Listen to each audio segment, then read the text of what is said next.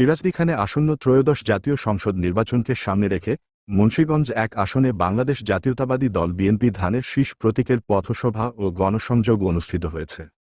সোমবার ২রা জানুয়ারি সকাল ১১টায় রসুনিয়া বাজার থেকে শুরু হয়ে চোরমর্দন, দানিয়াপাড়া, পূর্ব রসুনিয়া, পশ্চিম রসুনিয়া, শিকদার মার্কেট, ইউনিয়ন পরিষদ সংলগ্ন মাঠে এবং কোলা ইউনিয়নের গুরুত্বপূর্ণ স্থানে দিনব্যাপী এ পথসভা ও গণসংযোগ অনুষ্ঠিত হয়। এ সময় প্রধান অতিথি হিসেবে উপস্থিত ছিলেন মুন্সিগঞ্জ ১ আসনের বিএনপি মনোনীত এমপি প্রার্থী ও সিরাজদিখান উপজেলা বিএনপি সভাপতি শেখ মোহাম্মদ আবদুল্লাহ। বিশেষ অতিথি হিসেবে উপস্থিত ছিলেন উপজেলা বিএনপি সাধারণ সম্পাদক এম হায়দার আলী, সহসভাপতি মোতাহার হোসেন, বিএনপি উপদেষ্টা কাজী মোস্তাক আহমেদ শ্যামল, যুগ্ম সম্পাদক আতাউর রহমান হাওলাদার।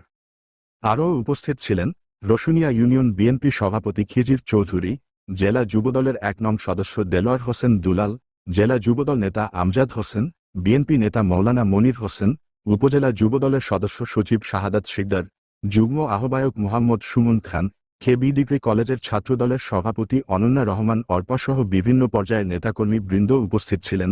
এ সময় উপস্থিত বক্তারা ভোটারদের কাছে ধানের শীষের পক্ষে ভোট প্রার্থনা করেন এবং শেখ মোহাম্মদ আবদুল্লাহর নির্বাচনী ইজতেহার তুলে ধরেন।